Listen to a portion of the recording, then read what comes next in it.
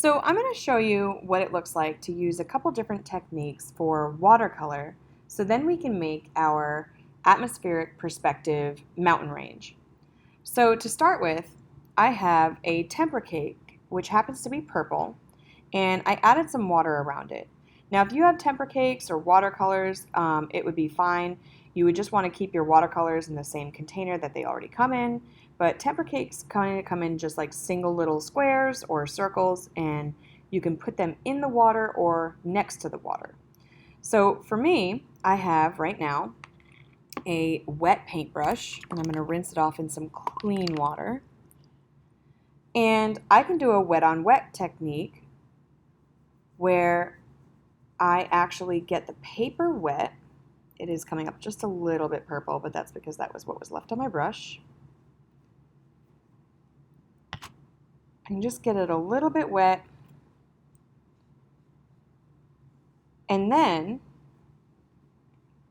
I can go into my tempera cake, add some water,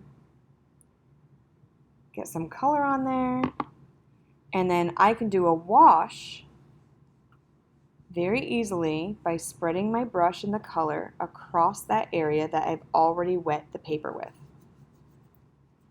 And this gives it a nice smooth color. You can kind of move it around a lot more. It spreads, it blends. If I had a different color in here, they would be mixing together.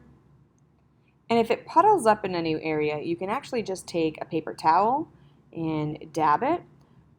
It also helps if you take your brush and just go in one direction to kind of smooth it out. And then you can just pull this off of here. So that's what we call a wet on wet technique.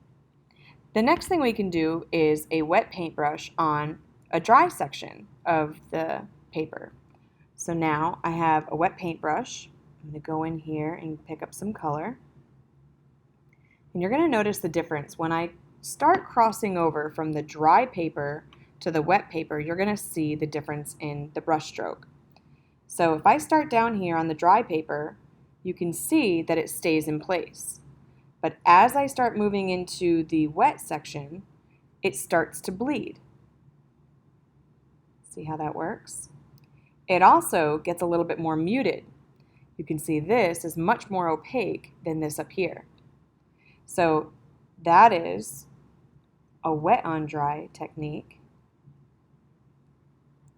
And then another technique for paint is called a dry brush.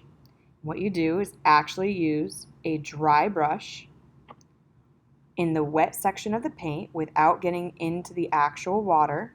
This is actually wet right here, so I'm going to go into here. And this gives it a completely different look.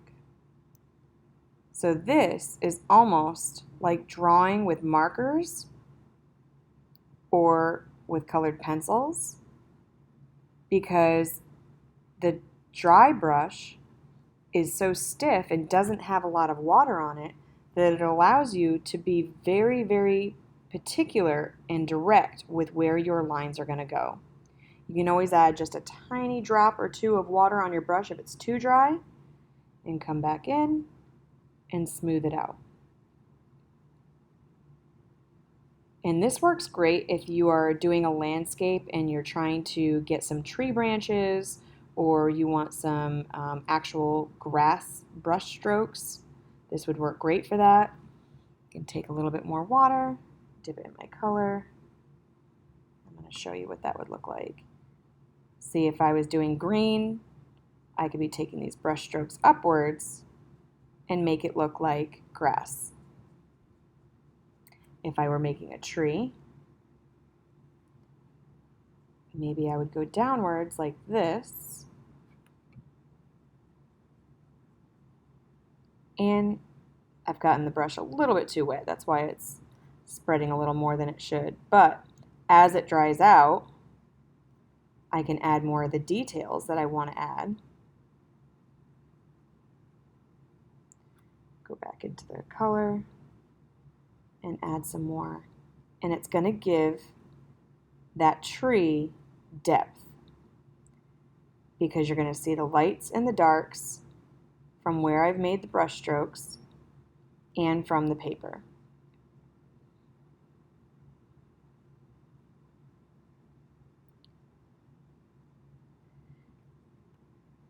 Try showing you on the grass. The more the brush is dry, the more the paint comes out looking opaque, and you can actually even see the texture in the paper when you're using a dry brush technique. You're also going to notice that there's a lot of different values when you use a brush technique like this. When you're using the dry brush, you're going to notice that it has a very vibrant looking color. It's a lot darker, more opaque, whereas with the wash, it's a lot lighter, it's more muted, and it gives you that lightness to the value. So this is going to work great if you're doing a value landscape.